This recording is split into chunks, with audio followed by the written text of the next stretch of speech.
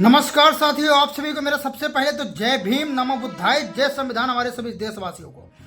दोस्तों, अगर आप एक दलित समाज से आते हैं, यानी कि SC ST OBC समाज से आप लोग आते हैं, तो आप लोग मेरी बात को सुन लीजिए। आप लोग मेरी बात को सुन लीजिए, इसके बाद आप लोग चले जाना।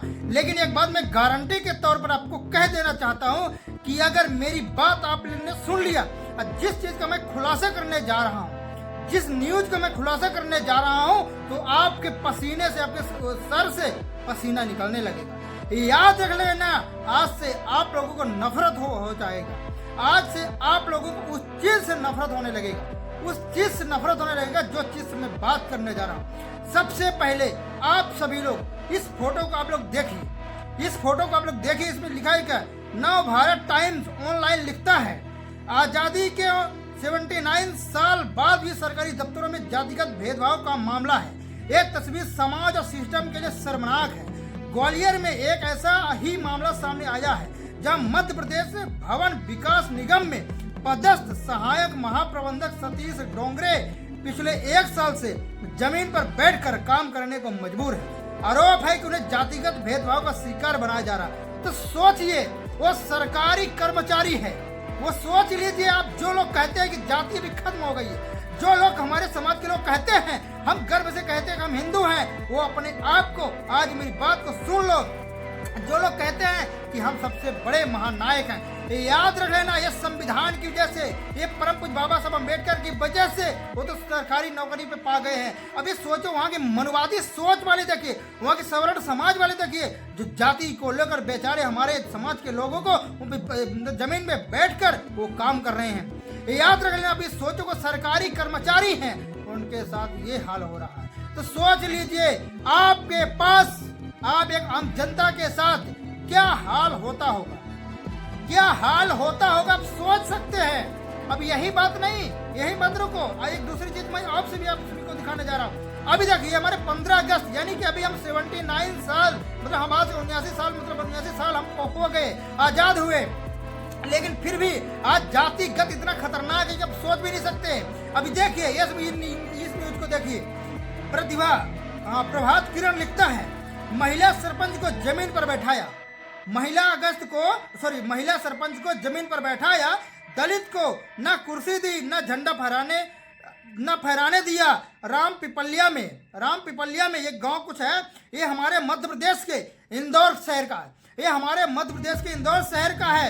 शहर से सटे गांव में दलित सरपंच पर जुल्म हुआ, न कुर्सी पर बैठने दिया गया, न ही झंडा फहराने दिया गया। दोस्तों, हम इसको पूरा पढ़ेंगे तो आपको समझ में आ जाएगा, लेकिन मैं पूरा पढ़ के इतने में आप समझ सकते हैं, पूरी बात आप यहाँ पे देख सकते हैं मेरे दोस्त। महिला सरपंच जमीन पर बैठाया, उसको मतलब एक चीज और मैं आप सभी को बता देना चाहूँ मेरे दोस्त, उसको जो महिला जो सरपंच है, उसको झंडा फहराने तक का भी मौका नहीं दिया।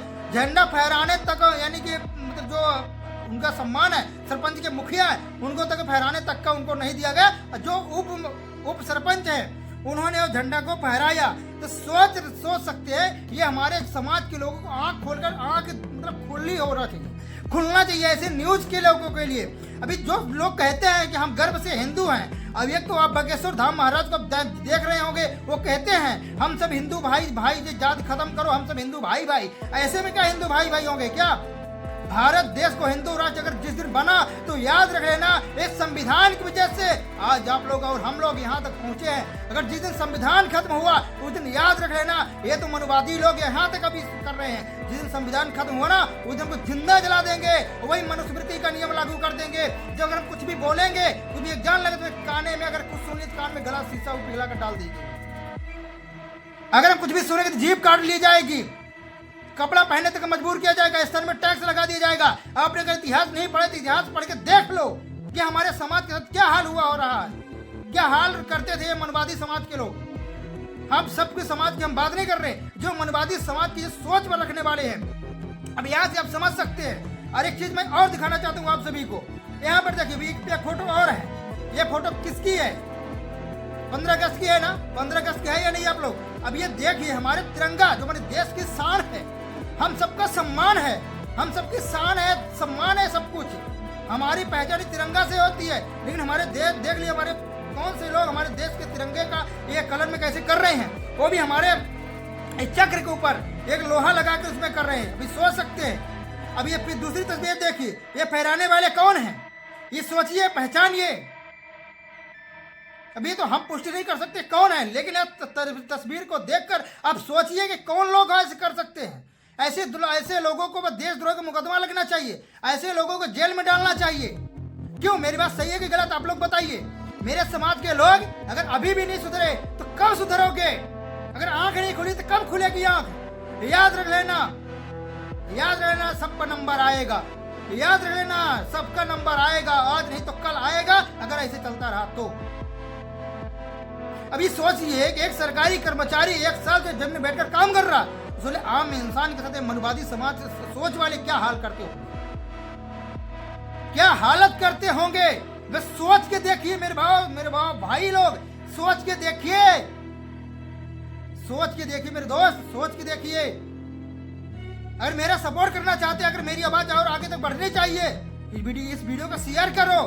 अगर आपके दम है तो, आपके अगर सीना में ताकत है तो, नहीं तो मुंह में ये चुल्लू है ना, चुल्लू में पानी डाल के मुंह डाल के मर जाओ, कुछ मत करो।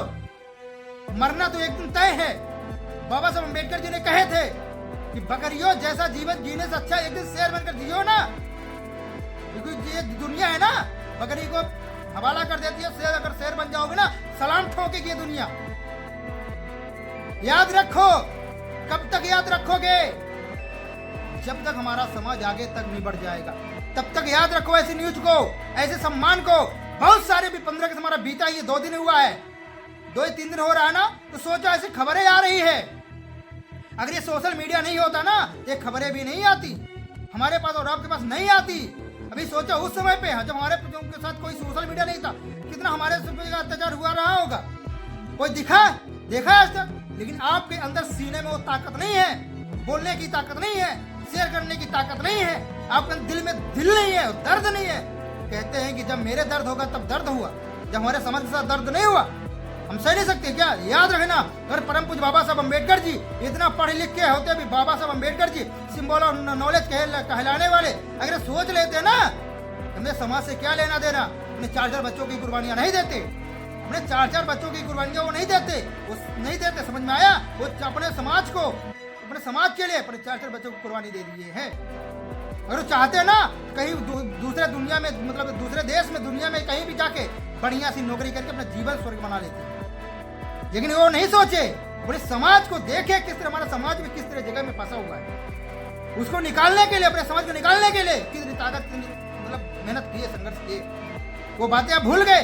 लेकिन याद रख लेना, ये संविधान की वजह से आज हम ये अपनी आवाज को रख पा रहे हैं। अगर संविधान नहीं रहेगा ना, मंदिर के सामने भिखारी बनकर हम खाना ढूंढ रहे हैं। याद रख लेना दोस्तों। ये बात अगर अच्छी लगी, मेरी बात में अगर दम है, तो इस वीडियो को शेयर करें। अगर आपके अंदर सीने में आग जली, आपके अंदर सीने में आग है, दलित समाज यानी ओबीसी समाज, एससी एसटी ओबीसी समाज के अंदर आप ताकत है, इस वीडियो को शेयर करो और मेरी बात को ध्यान में रखो।